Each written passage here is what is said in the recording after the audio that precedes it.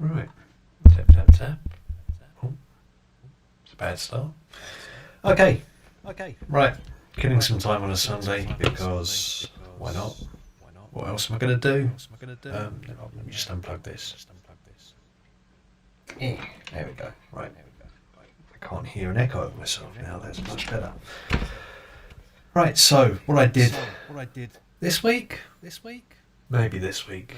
Yeah, I think it was this week. Is I picked up an old computer, and it is one of these. Hold on a second. Hey, that worked.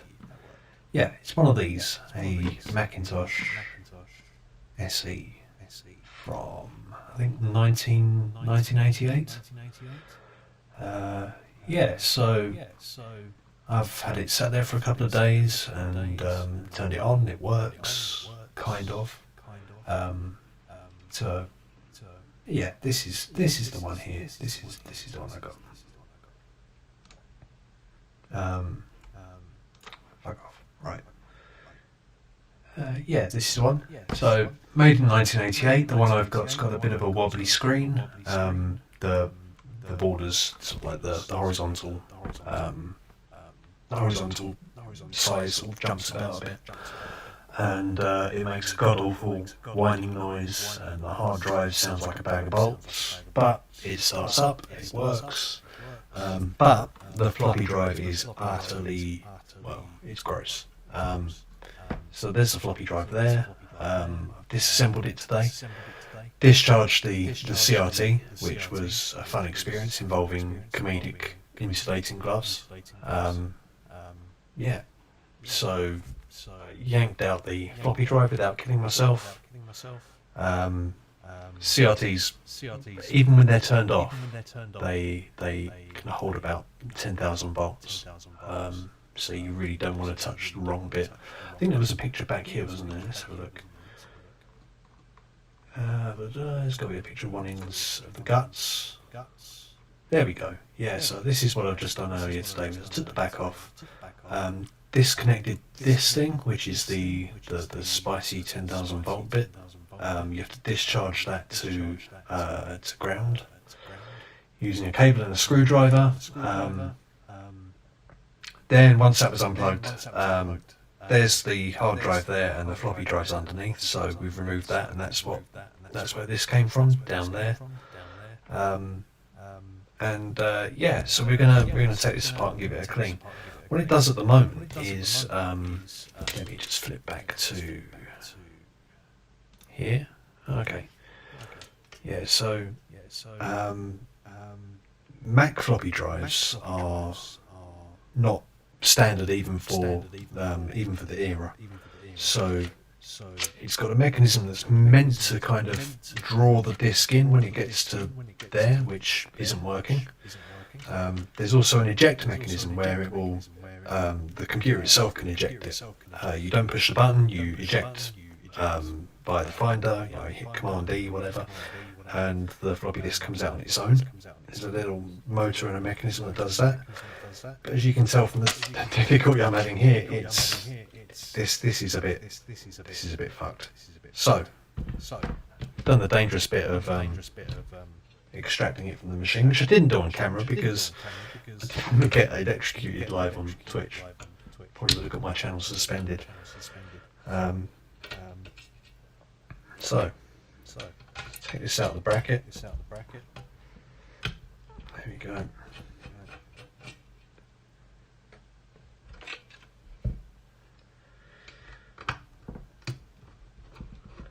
Oh, and the other thing, when you're taking apart the Mac, you saw in that picture there's the back of the CRT tube.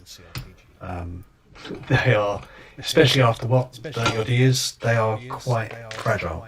Oh, where did that go? There we go. And because CRT tubes are there's a vacuum inside, so they're very strong in certain directions on some parts, but on other bits it's just like tap, and you have an implosion, a violent implosion. So that was all pretty nerve-wracking, but it survived. I survived. Everything's good. So we've taken that off. Just put that over there. Okay, not gonna lie, I have looked at a YouTube video on how to recondition these. Except the one in the video was in much better condition than this is. This is pretty awful. Let me just see if I can zoom a little bit. There we go. Right, a bit more maybe. Why not?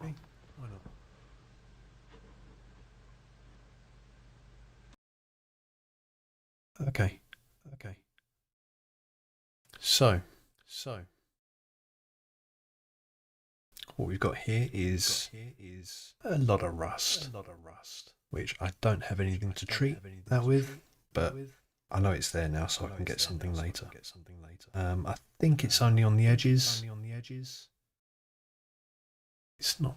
It doesn't look like it's sort of got inside or anything, so it's not bad. It's very dirty. Look at that. It's mucky. So let's give it a little clean. So first things first, what we're going to do, I think first things first is I'm going to zoom out a little bit, just so I don't keep moving it out of shot. Right, so what is the first thing to do?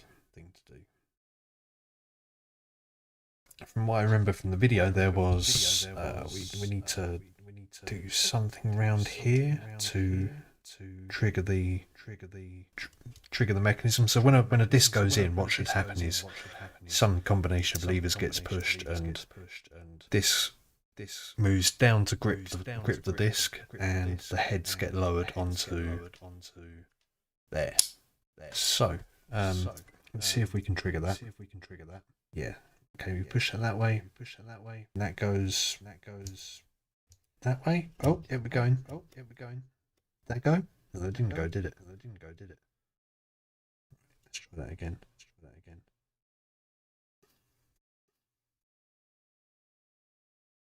This moved a bit, didn't it? Let's put a disc in and see if we can see what it's meant to do. So it pushes that way. Oh, that's buggered, isn't it?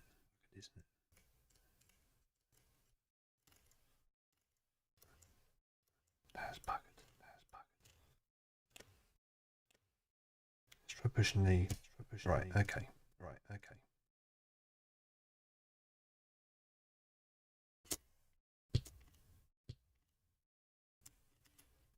God, you see that is...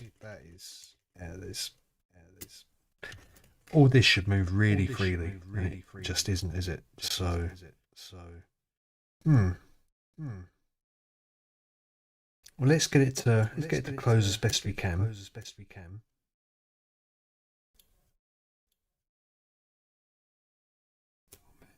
Balls. Never mind. What I need is some tweezers. Right,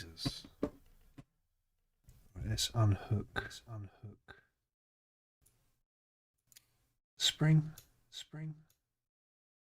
And unhook this spring. Oops. There we go.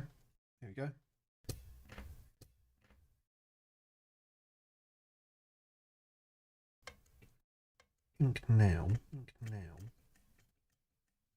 Does this lift off? Usually the tops are only held on by the springs. Hold on.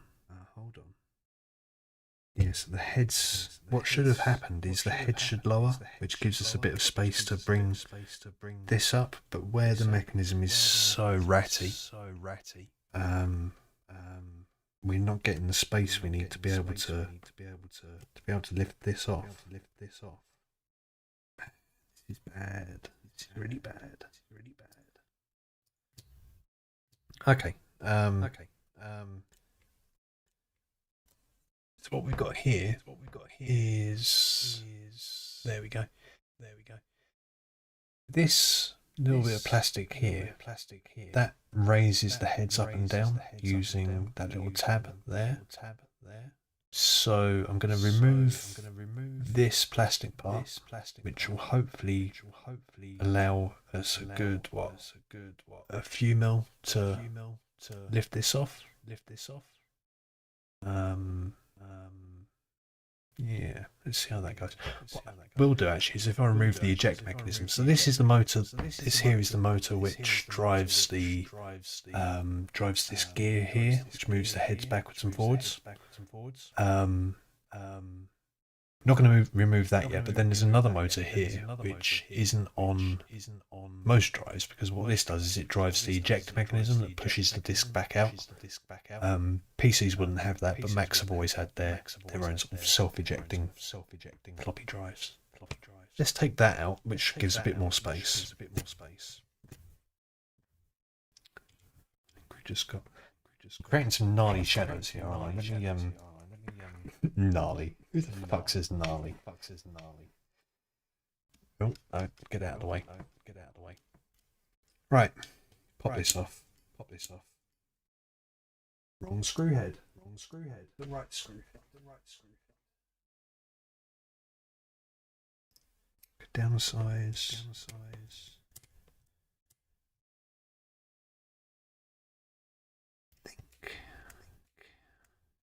How many screws are on that?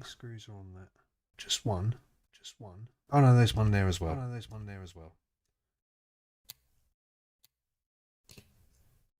I can tell this hasn't been messed around with before because the screws have got that crack when they start undoing.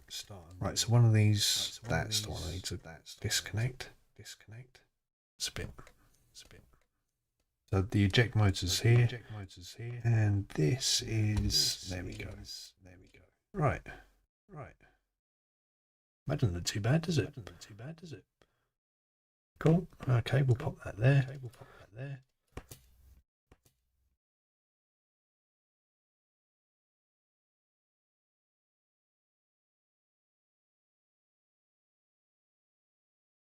Okay, let's take this bit of plastic off as well.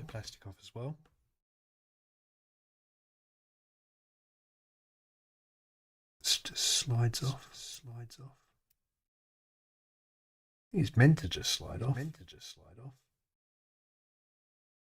There we go.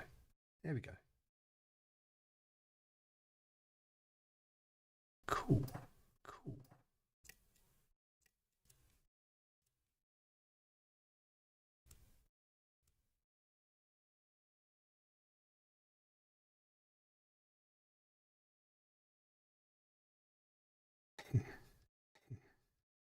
It's not easy, is it?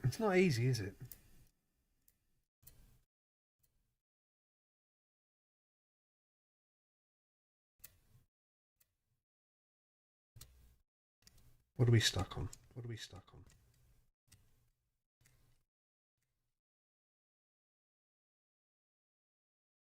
There we go. Hey, right, okay, so we shift that backwards, and then if we shift that forwards again. No.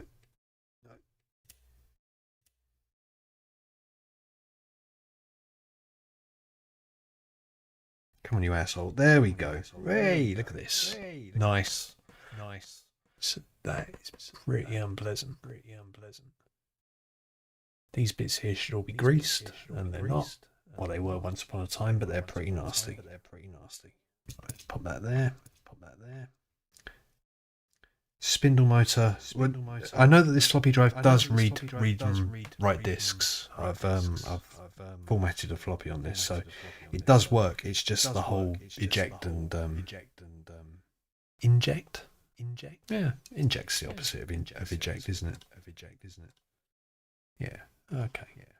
It's just that which is rather screwed. So.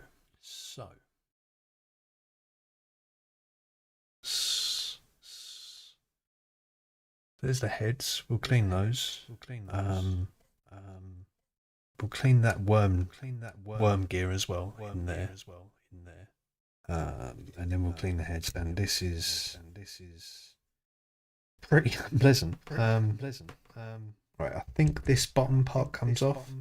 If I take off those plastic washers.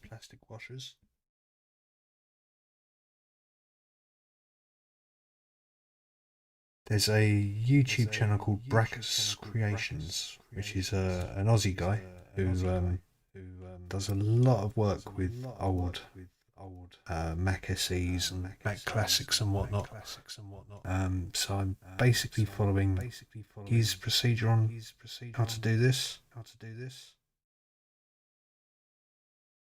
And that does not want to come off.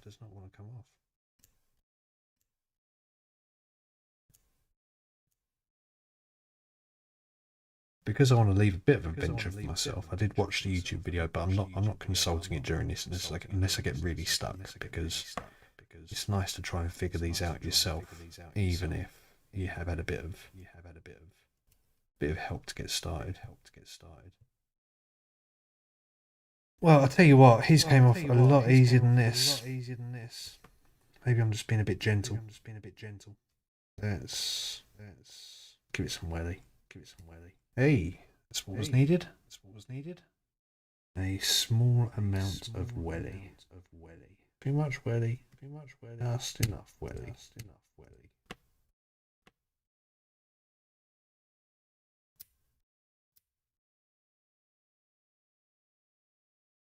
Come on.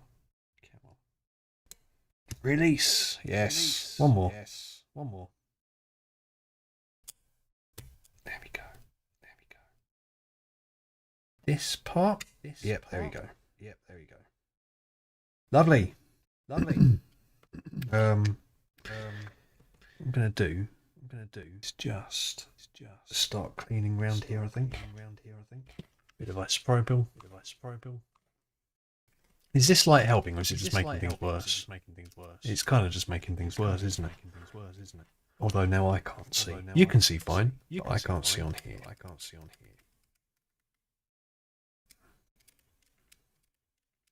Oh, for fuck's sake.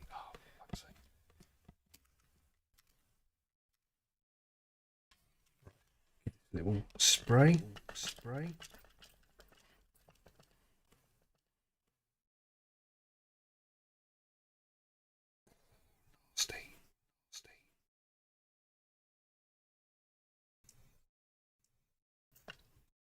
So this machine I got,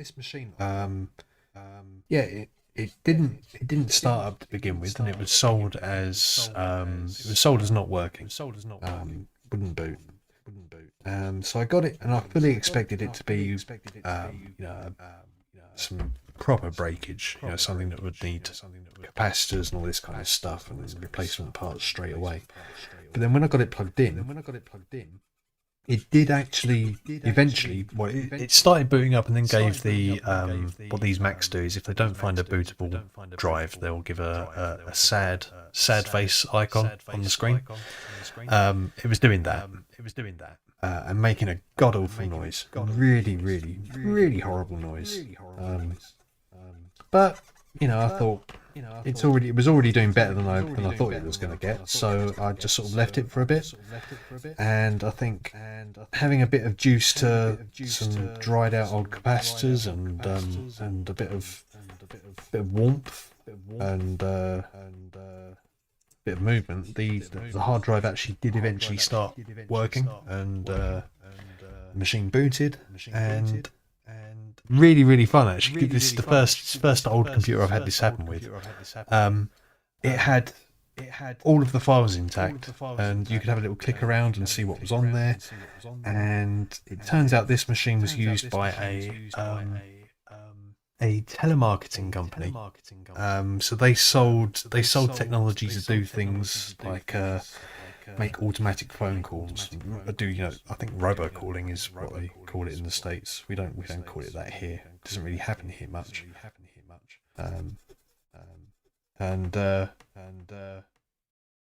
Yeah, so it was a telemarketing company that sold technology equipment, or computers and exchange equipment to do automated phone calls and to track marketing activity and stuff like that. And it's got their It's got like their business case documents, it's got presentations, it's got a list of their clients, it's got all of their strategies on there and all this kind of interesting stuff. And it's all very early 90s technology stuff. It's really, really fun. It was a guy called Larry. I can't remember the name of the company. It was one of those four-letter companies, four-letter named companies. And they had, I think BT was a client, AT&T was a client, lots and lots of stuff. To be fair, pretty much the whole hard drive's worth of documents would fit on one floppy disk, so it wasn't chock full of stuff. But yeah, fun little time capsule.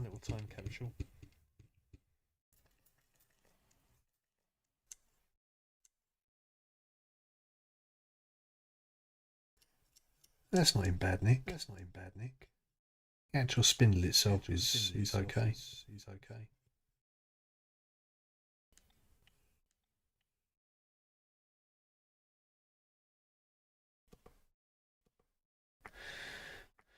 Let's just clean up the sides here.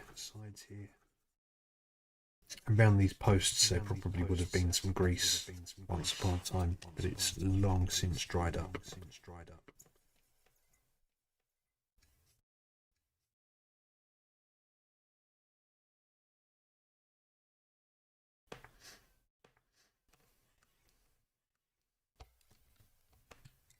Let's just do around those switches and the caps at the end, and then I'll probably leave this as is because it doesn't need to be spotless. It just needs to be clean enough to be re-greased and put back together.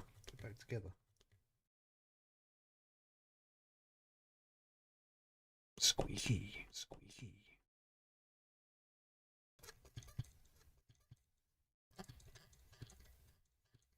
Probably doesn't need one of my own hairs in it. Got enough crap. Doesn't need my hair as well.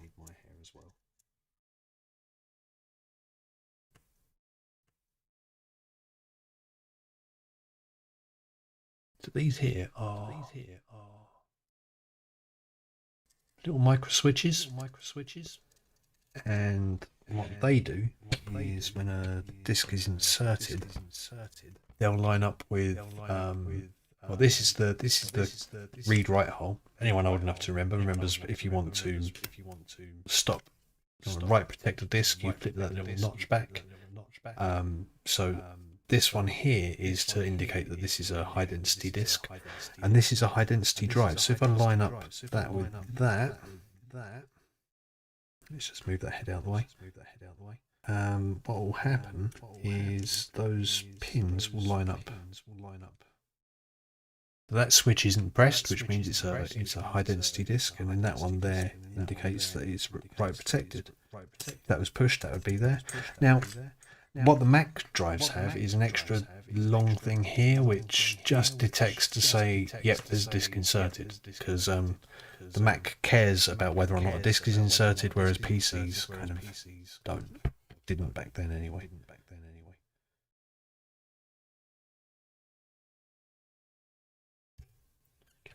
Some more of the crap off there. Grubby little tantalum capacitor next to the electrolytic. With a bit of luck, these will all be fine. Oh, look at that. Oh no. Yeah. Look at this. So you've got these two ribbon cables, which are for the read-write heads. And they are mucky. Be a bit careful around them though, because ribbon cables are a bit fragile at the best of times, and very old ones all the more so.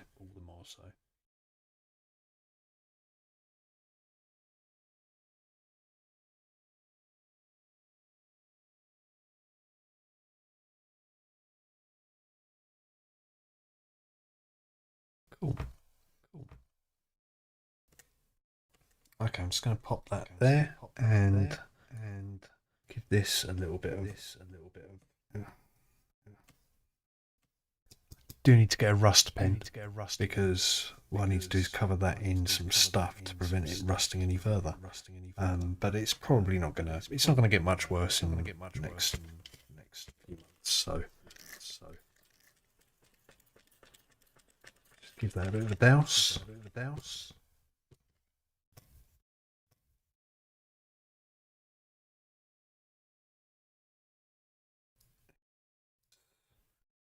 Move this bracket down. That's very springy. To hold that down while cleaning under.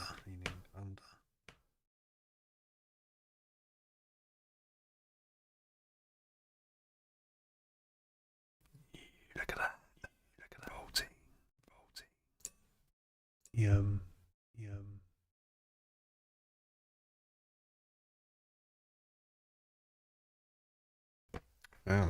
It's a good way to get through cotton buds. This is for sure. Good thing about IPA though is that it evaporates really quickly because obviously it's like 99%. I think this stuff's 99%. 99% pure anhydrous isopropyl alcohol. It's also called ISO. What's the other? I can't remember. There's another name for it, and I'm never quite sure which is the. I'm presuming that one's the American way, one's the British way. And I'm not entirely sure which way's which. This is I think this is from Canada. So MG Chemicals. Yeah. Canadian company. So I'm going to presume that isopropyl is the British way. Isopropanol. That's it. I think isopropanol and isopropyl are the same thing.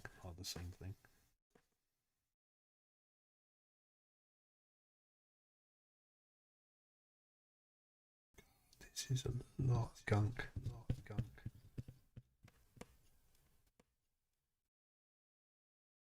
See around there, there's big blobs of fried grease. We're gonna replace with something a bit nicer.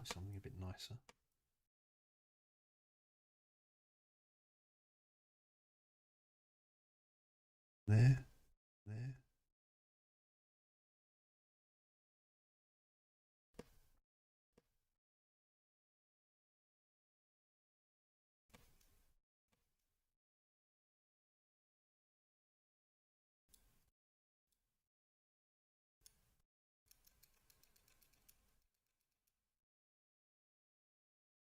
Funnily enough, it's starting to move a little bit easier already, just from clearing out the gunk that's already in there. So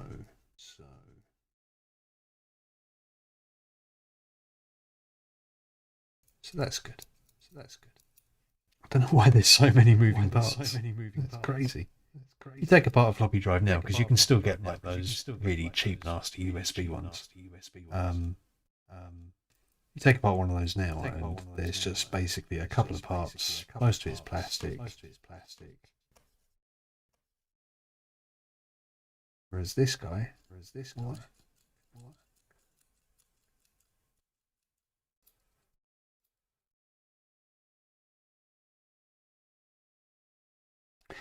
But I'd put money on the floppy drives you can buy now. Probably won't last 30 plus years like this one has. So there's that, I suppose.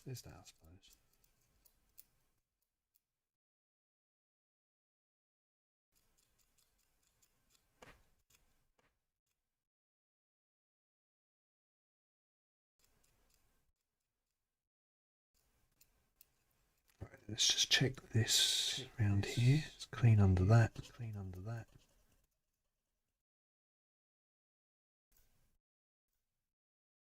And then on the other side, it's really not too bad. That's good. Do is just run cotton bud through where the disc goes. Just make sure it's not blocked or fuzzed up. Actually, in that light, it doesn't look great, does it? Let's give it one little squirt and a little wipe.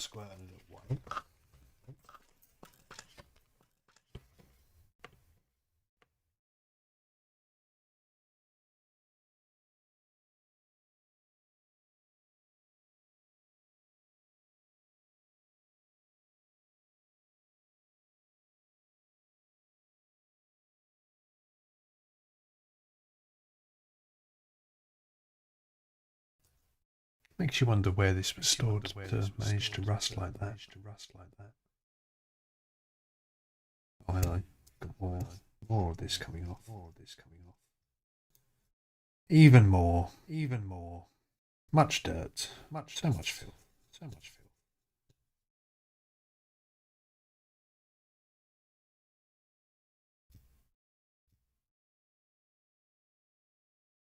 It's probably about as good as that's going to get, I think.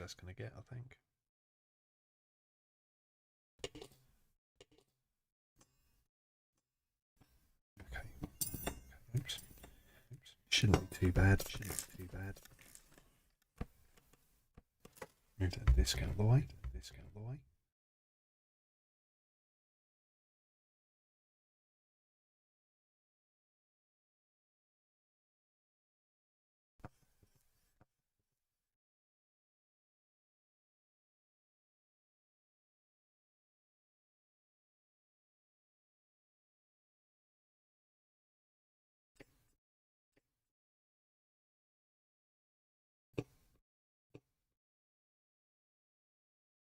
A couple of little patches of more of the dried grease on there, which need to get rid of. Greasy bits there.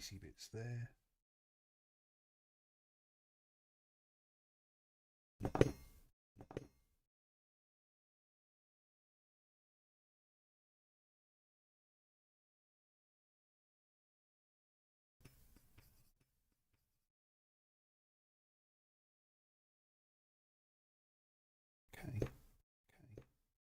What I didn't do was get a cloth to give this a wipe. Can get one.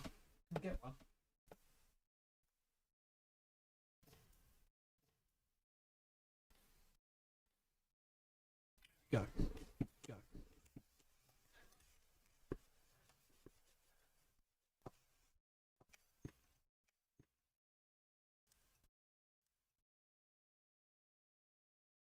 To be fair, it still doesn't look great. It's clean.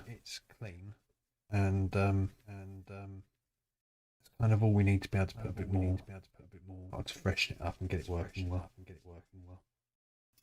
Nice. Right, let's go back to this. Now for around here, I'm just going to give this part just a little brush.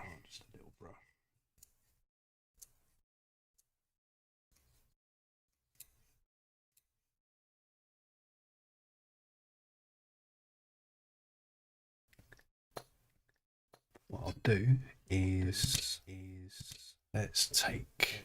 I think if we take this bracket off here, we will release that worm drive there, which we need to give a good old clean, because that's the part that moves up and down. And the disc is being read. So it's that screw out, and what else have we got? Don't think I want to touch those two. Think. That one there.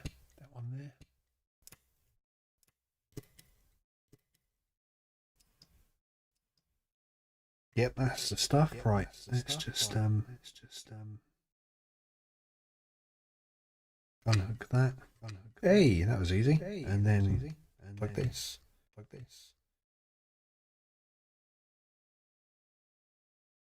Yeah, so what's that then? That would be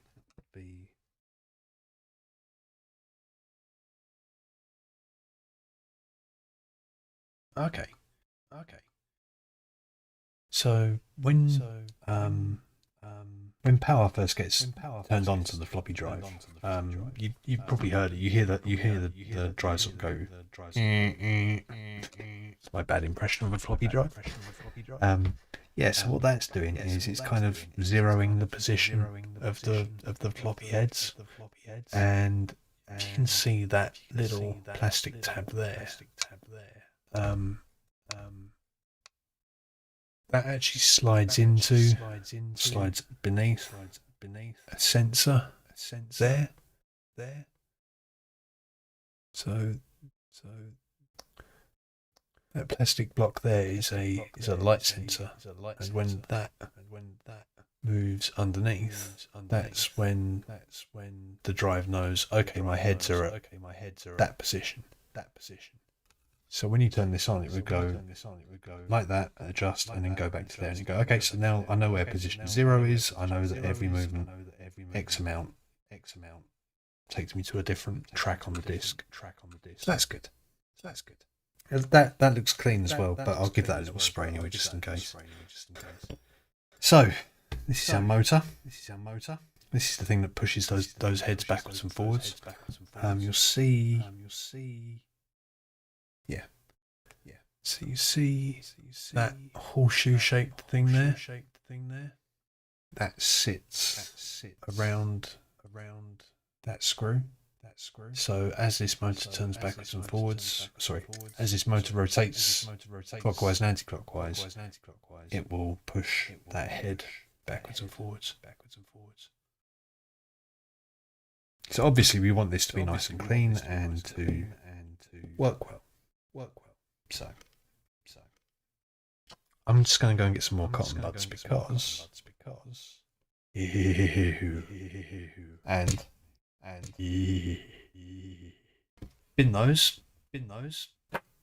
and go get some more.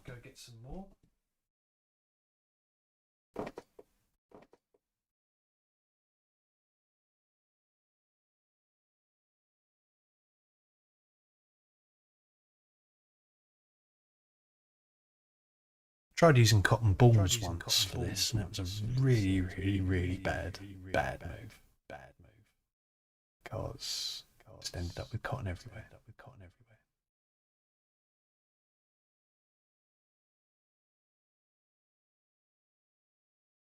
Right. Up there. Bring this in. Right. Okay. So you can see that now. That's good. Splodge of IPA. And actually, what I'm going to use, I've got cotton buds. What I'm going to use is I have my cleaning things toothbrush. Cleaning things that aren't my teeth toothbrush. There it is.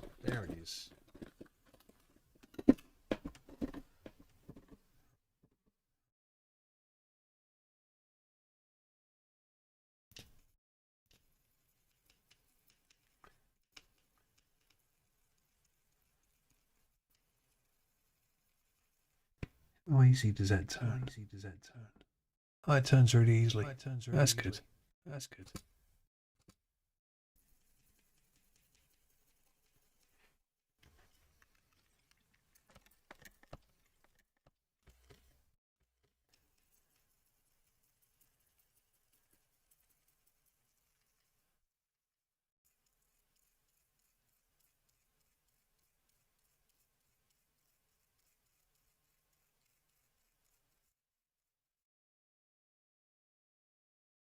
Coming up not too bad, that. Look at that. Very nice.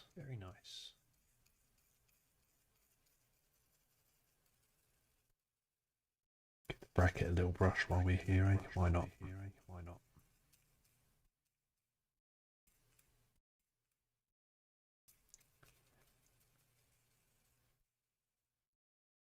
Made in Japan. I think it's a Sony. Yeah, there we go. Sony something or other.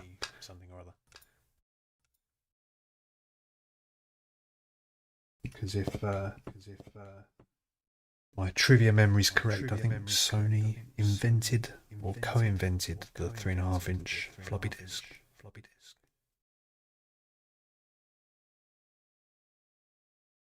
So a lot of the early ones like this, the sort of early 80s, mid 80s onwards, would have been Sony. Sony drives.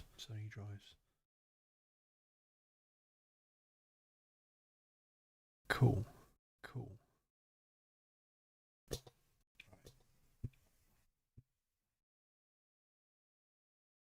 Just mop that up. Now that I've dried it, I don't want to make it wet again, do I? So, with that off, what else can I get to that needs cleaning? Don't think the heads need to come all the way out.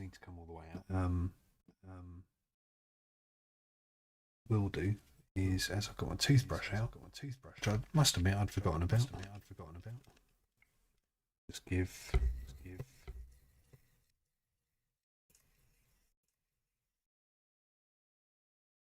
Now I've got to admit I won't be testing this today because I might be able to. The problem is that the Mac SE itself is downstairs, and it's a bit of a palaver to work on because you're trying not to get zapped.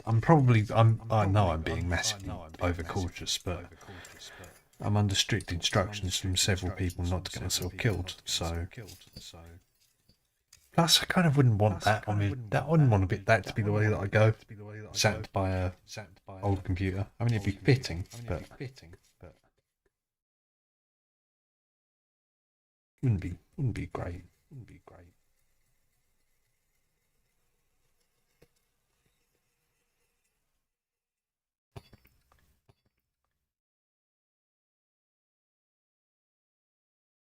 Okay, so the last thing is there's actually two sets of heads there.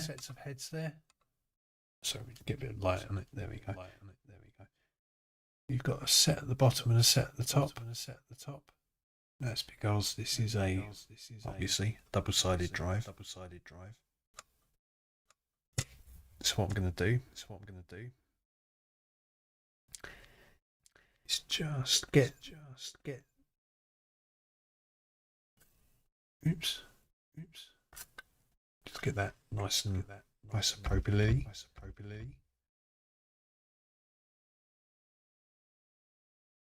I'm going to put it between the two heads. Try to anyway.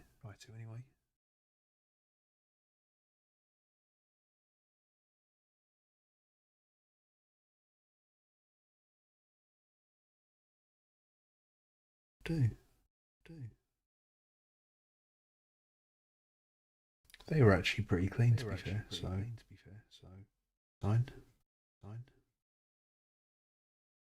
The dust off bracket while I'm here. It won't help. It'll just make it look a bit nicer.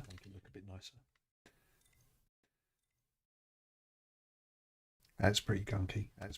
Getting there with a. Oops. Getting there with another cotton bud, eh?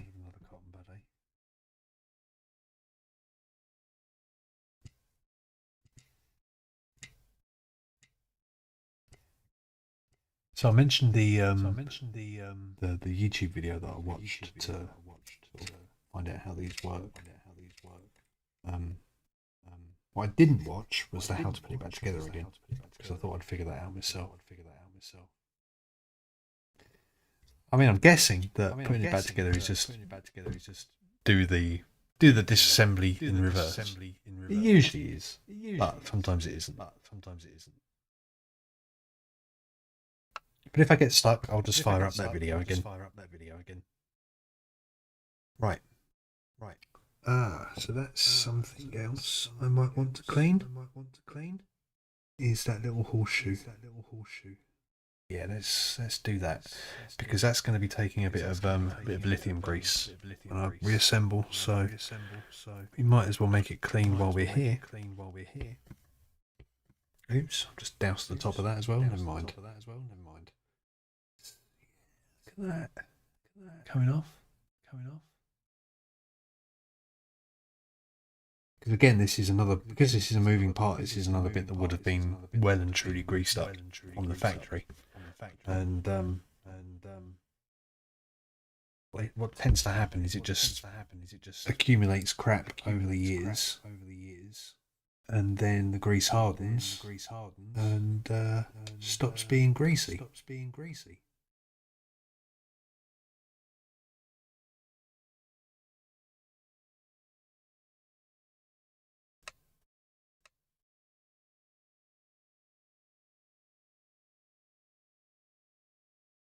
Still loads on there.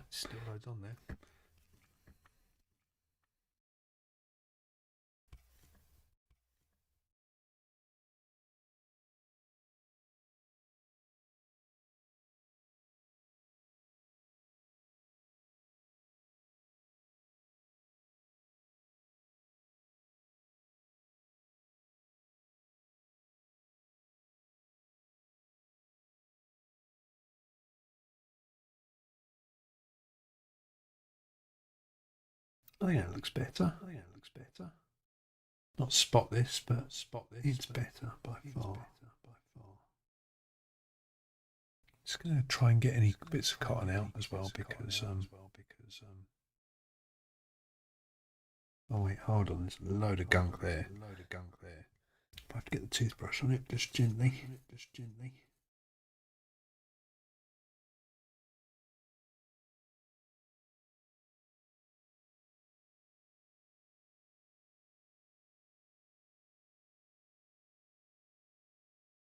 More gunk, or is that just part of the metal?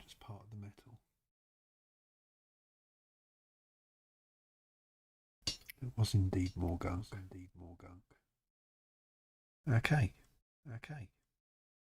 Kind of surprised that part is so sort of small and flimsy because that's the thing.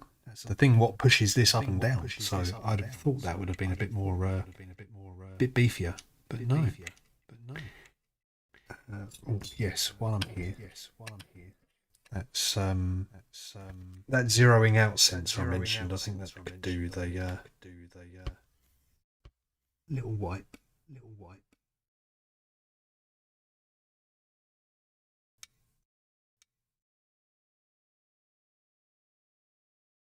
That was pretty clean, to be fair. There we go. Right. Stop saying there we go. Right. Fuck's sake. So. This little bastard goes on it up that side.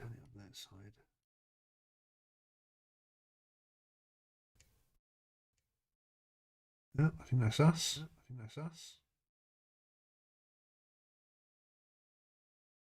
Move the head up and down. Can't really know. Well, let's hope that's right.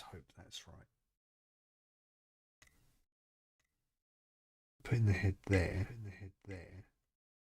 Then.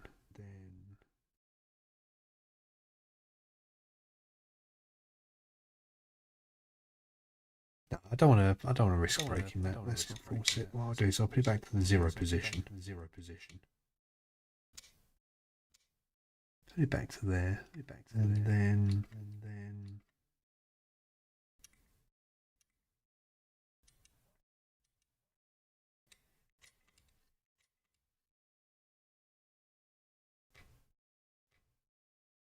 That'll do nicely.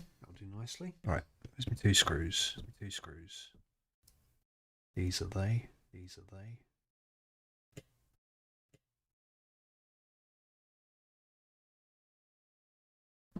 One and two.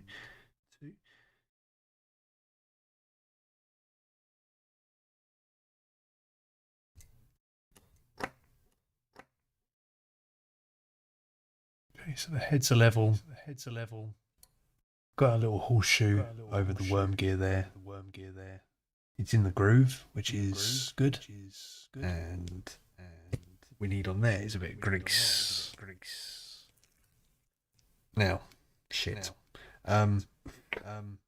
This stuff is brilliant, except the packaging was shit. And the nozzle broke off. So I'm kind of left with this, which isn't very good. So what I'm going to do is just skim off a bit at the top. I'm going to get some tissue roll for this.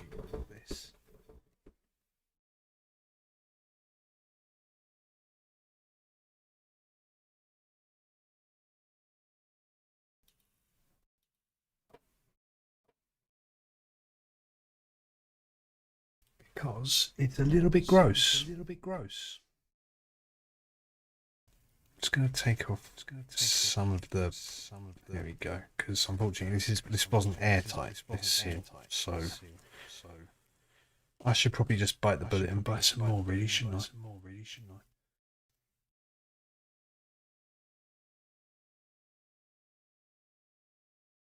Where is?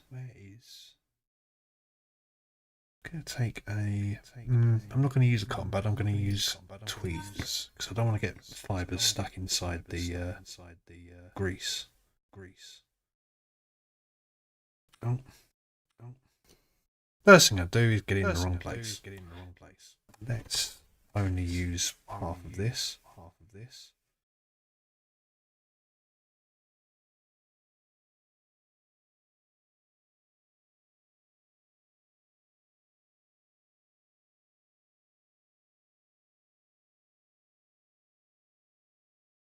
You'd have thought putting some grease on it would be the easy part, but fortunately with the busted nozzle, surprisingly difficult.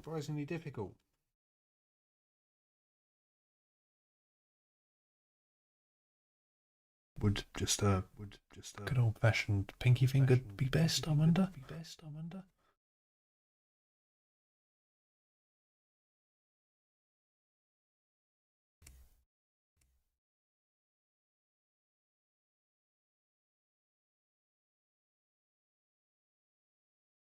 Doesn't need too much. Because what will happen is as the head moves up and down the worm gear, it will spread that out. So I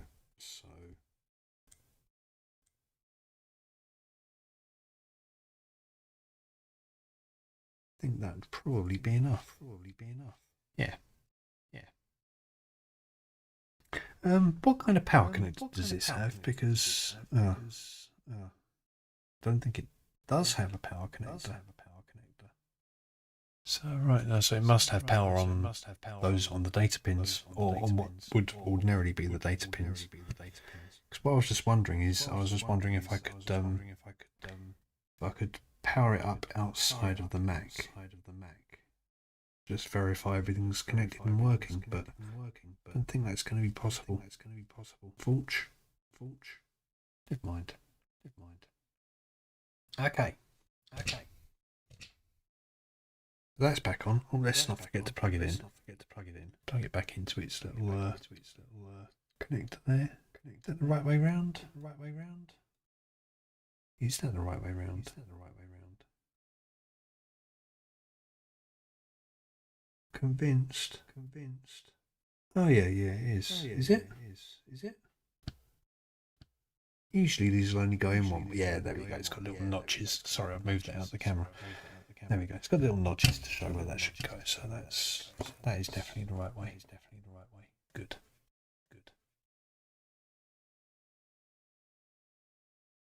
Okay. What plugged into there? That was our eject motor. A little look at this. Yeah, so this basically spits the disc out. Just get the grease off my fingers.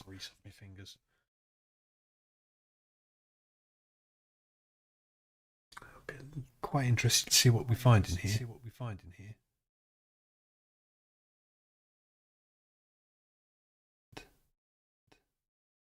Plastic tab back.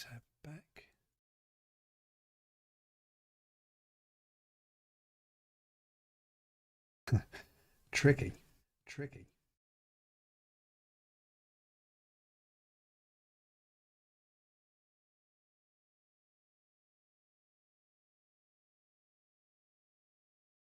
Ah, there we go. Only had to go back a little bit.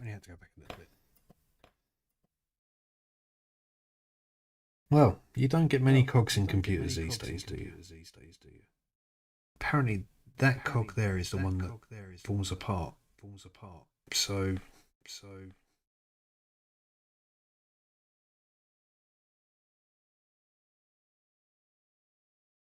looks okay though.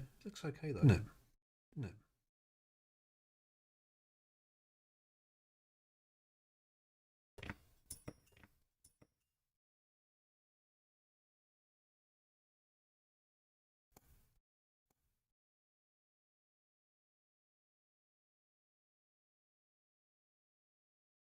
Looks fine.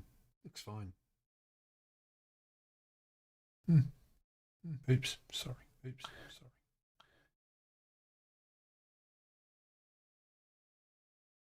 don't think that needs anything doing to it. To be fair, it has been ejecting discs fine, so I think get away with this.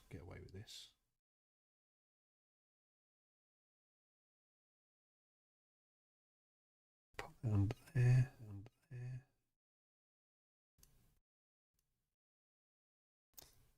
Back down, done.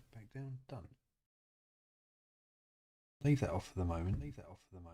Carry on assembling. So we've got this bottom bracket to go back on, haven't we? Which is there. So where does that slide? That slides across.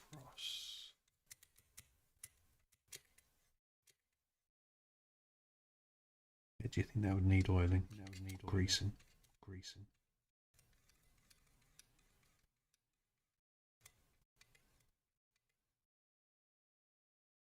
There, and there.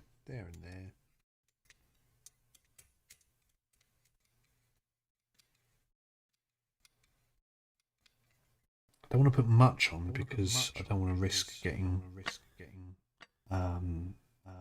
grease on the discs themselves or the heads. I might just use a cotton bud. No, I said I wouldn't, but let's see how this goes. So here.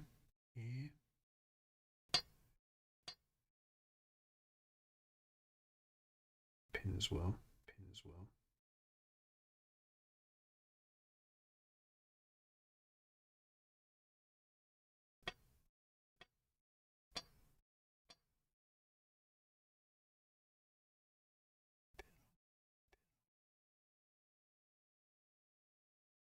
Lovely.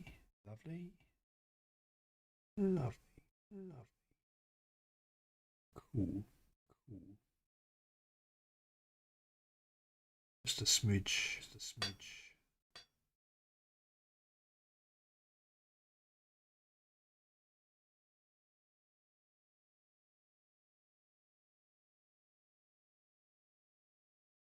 There. Think. Let's pop this back on. See how that sounds. Oops. No. Where'd it go? There.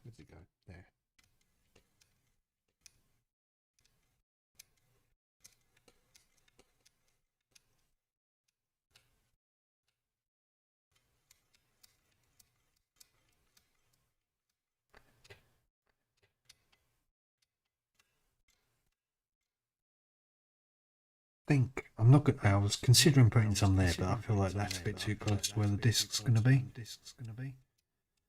Does brush along there though.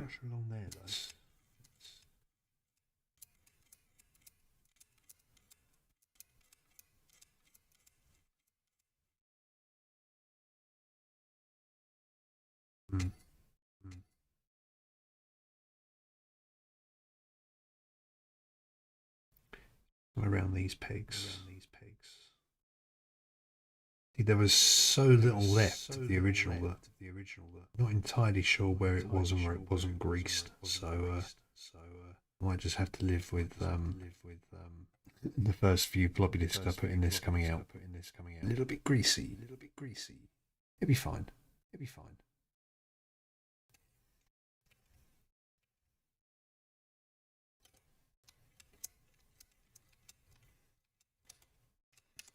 That'll do. So, what's next?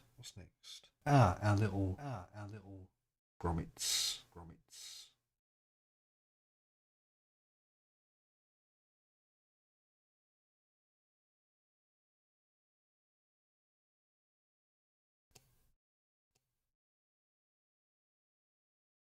These are going to be tricky, aren't they?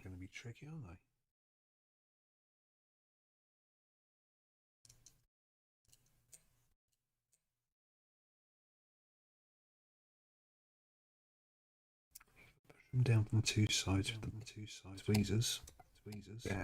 That's the trick. Splendid. Anyone here?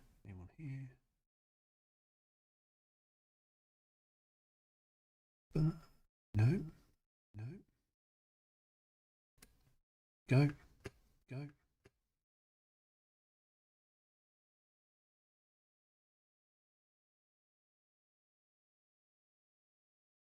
Sidetrack looking at the camera then. Or the output at least. Let's give these a little clean.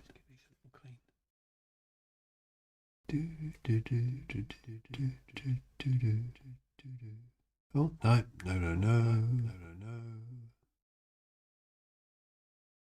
Come on.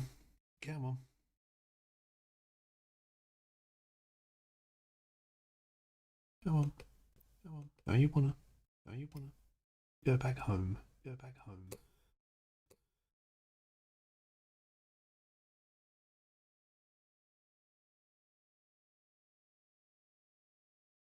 Then the last one.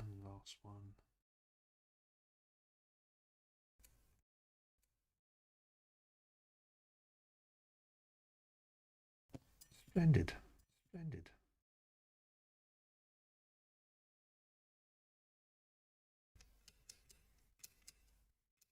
Feels good. Right. Now this part. We've got a lot of moving bits on this.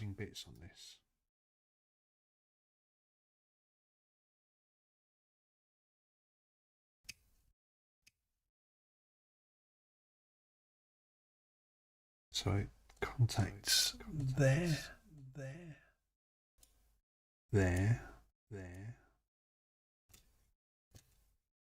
and there on the other side.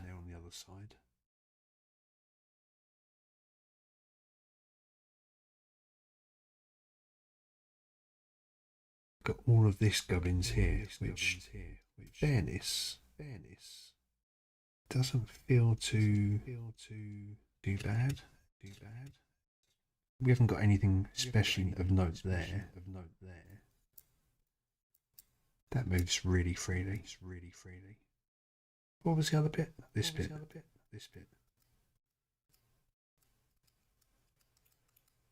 That feels really good as well, to be fair.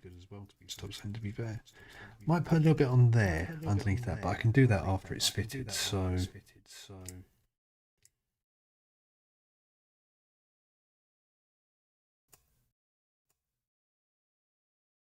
Oh yeah, sorry, got to hook this under on that side. So you've got these little sticky outy parts.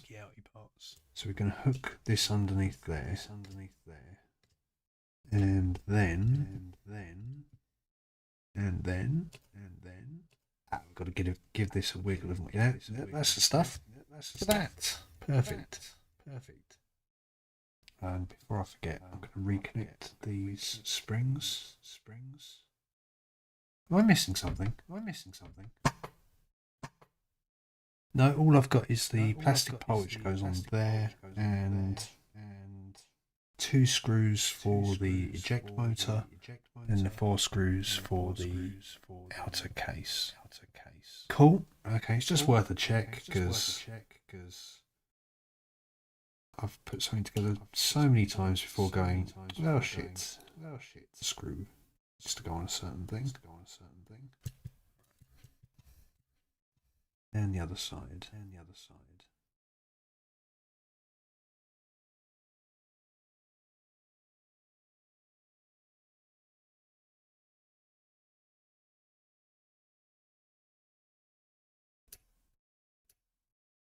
Quite. No, we're not there yet.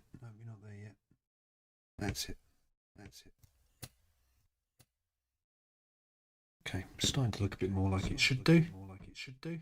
What I'm going to do now is just grease up here.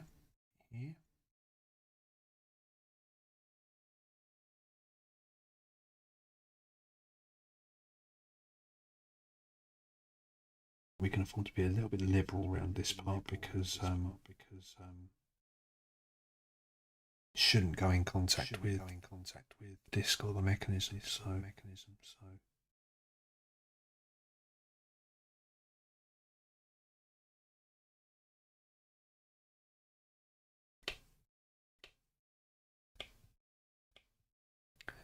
same on this side.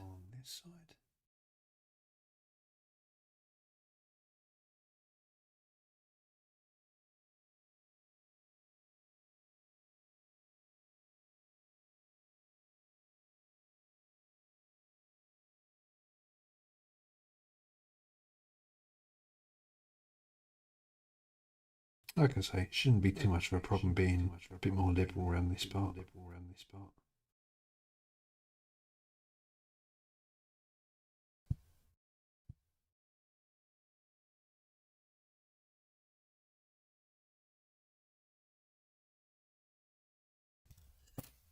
Okay. Get the grease off of me. Now, I've got to put this back, haven't we? Still a bit. Slides on. Let's yeah. Goes and puts my fingers straight back in the grease. What an arsehole. Right. Remember how that goes on?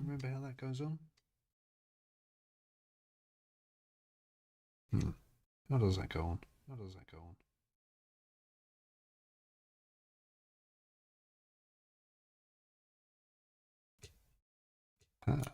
Like that. That's how that goes on. Perfect. Right. So let's try putting a disc in and see how that goes. I think we're still in the closed, aren't we? Do not get grease on the disc. Right. See if that's actually helped at all. Eject. Hey.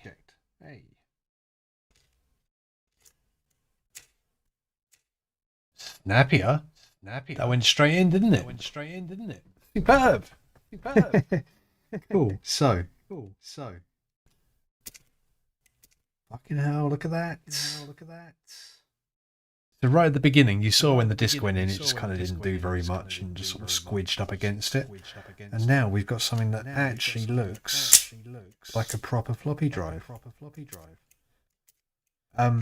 So yeah, I did mention how the Mac has got, it will automatically eject discs, but that lever there that I'm pushing is part of the emergency eject mechanism, which is behind a small, like a pinhole on the front of the machine.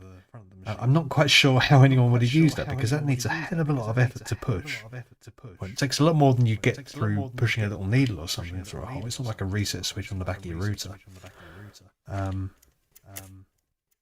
Oh, I'm pleased with that.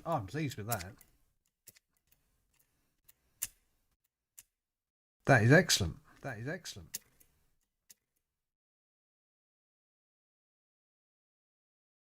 Looks like it's greased in all the right places. It's a lovely thing to be. Always good to be greased in all the right places.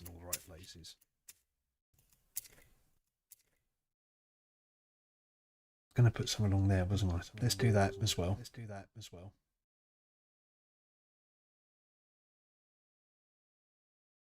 Like I say, it's still not perfect because we've got this corrosion going on.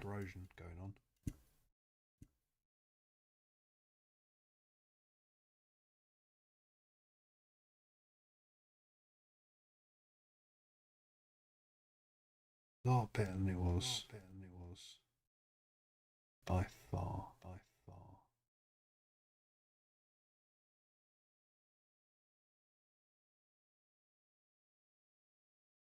We got any more of those slidey bits? I think it's only those two, isn't it? Oh, that one. Does that one there slide?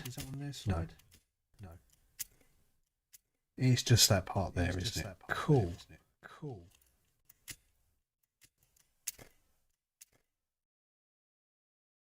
Did a bit of grease on the disc. That won't hurt.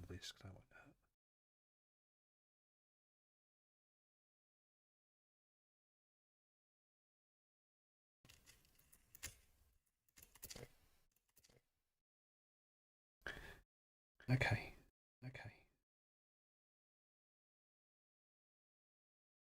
So how does this work then? So it goes in there and it's right. Okay. So when with the disc in,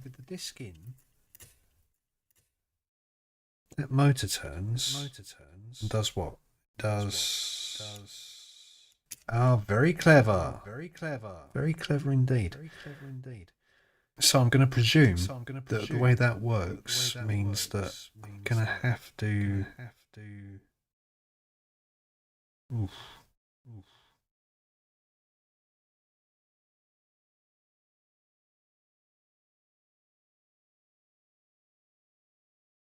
Yeah. Okay. Yeah. Okay. So that post, fuck's sake, sorry. That post there needs to go inside that circle because with the disc in, that arm comes across, or that square comes across, and then what that motor does is it pulls that back. Oh, sorry about that. Pulls that back.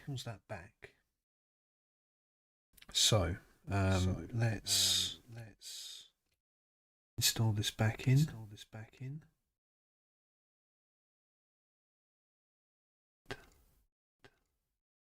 Why is no way? Let me move that out of the way.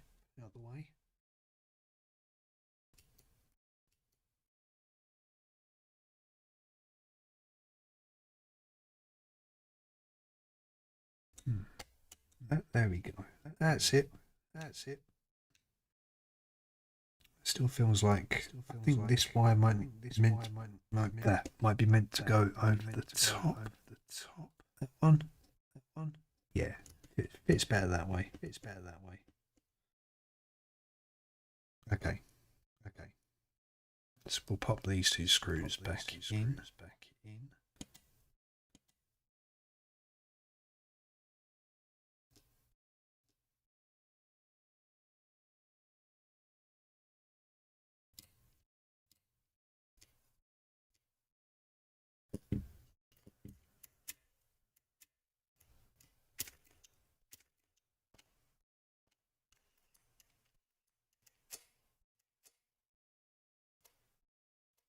Okay.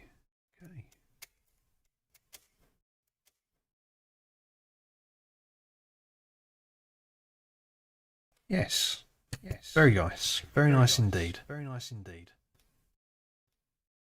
Just plug the eject motor back in.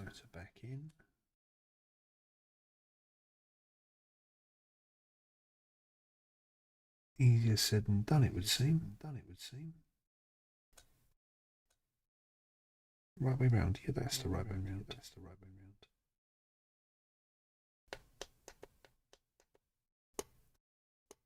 Cool. Okay.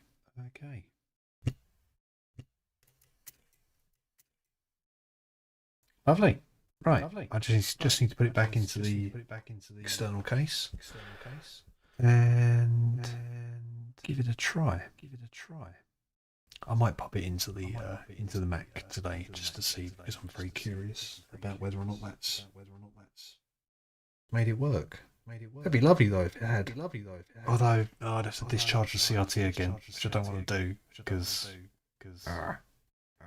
no. What I'll do, leave that as is.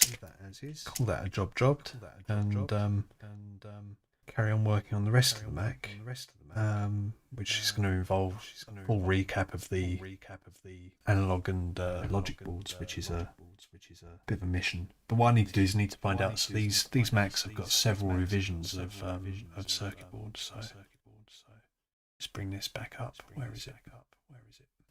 I can see it on my broadcast, but I can't see the actual window. Oh, there it is. Yeah, so if I just have a little browse.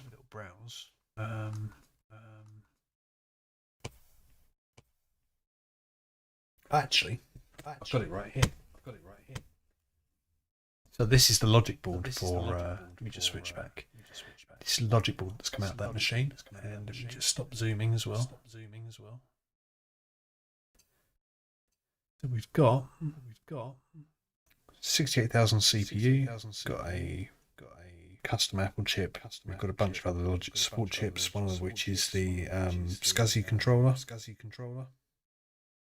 think that's the SCSI controller actually. Yeah, but it's a pretty neat board. That's each of these sims is 256K because we've got a total of 1 meg on this machine. So tiny little sims. And we've got a battery which is in remarkably good condition. Look at this guy.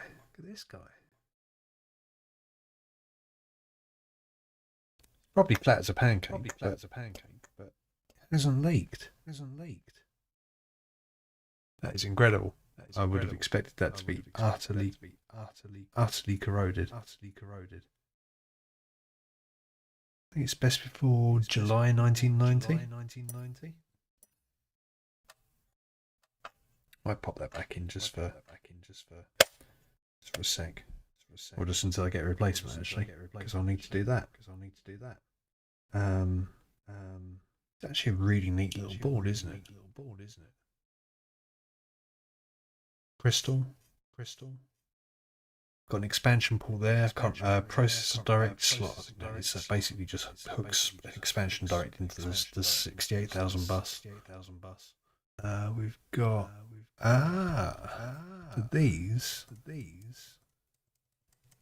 these are the reset and non-maskable interrupt buttons, which you get a small plastic thing that clips onto the side of the Mac that lets you push these buttons from the outside, but that's what they look like inside. My Mac doesn't have those, actually, so I have to push a paper clip through to hit them.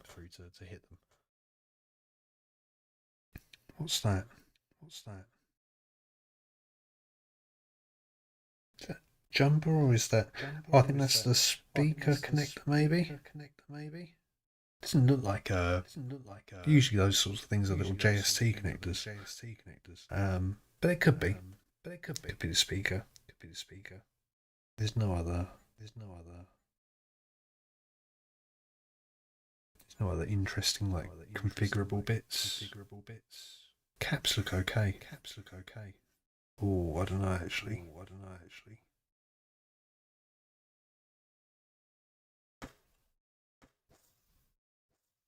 These are filter chips, I believe. Yeah, filter. Says it right. There on the board. Filter.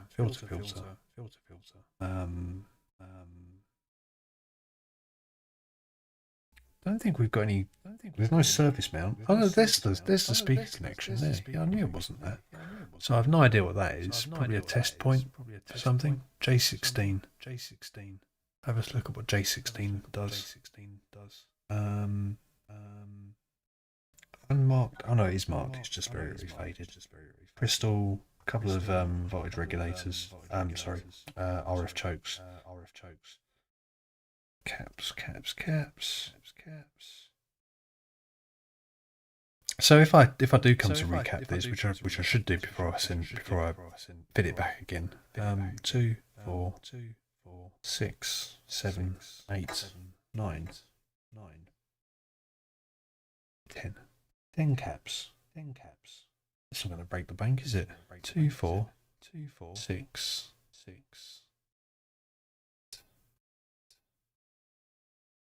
9. Did I count that one twice? 2, 4, 6, 8, 10. It is 10, yeah. That's alright, isn't it? That won't take too long either. What's the underside like? Clean. Been no shenanigans going on with this machine.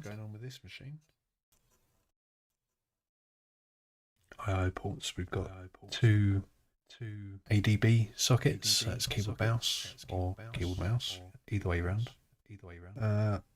What are these guys? Or are those the ADB? Huh. No. That's ADB. That's fucking what's it called? Local talk networking. Think. And 3.5-inch audio out. So it's alright, isn't it? Not bad at all. So yeah, you've got this board, and then if I go back to the browser, there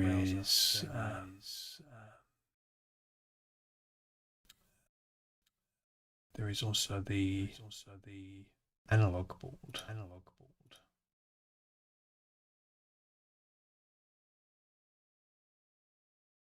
And that contains all of the components required to drive the CRT, and I think it's the power supply as well. Yeah, there we go. That's what's on mine.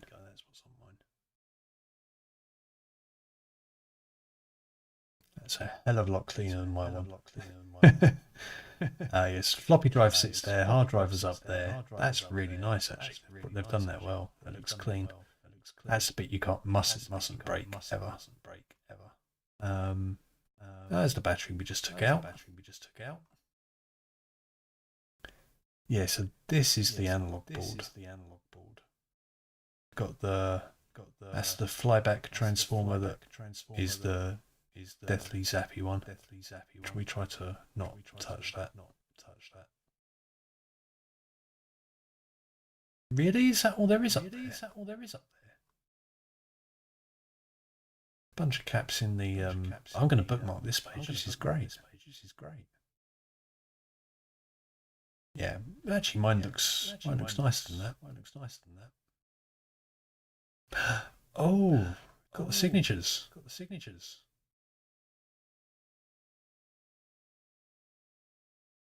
Okay. Yeah, I'm probably not going to do that. I don't really like bleaching computers. Yeah. Yeah, I'll definitely bookmark that. That's a pretty good page. Anyway, I think I'll call that a stream, and I don't think anyone watched, but that's fine. That's been fun. Good night, and see you later.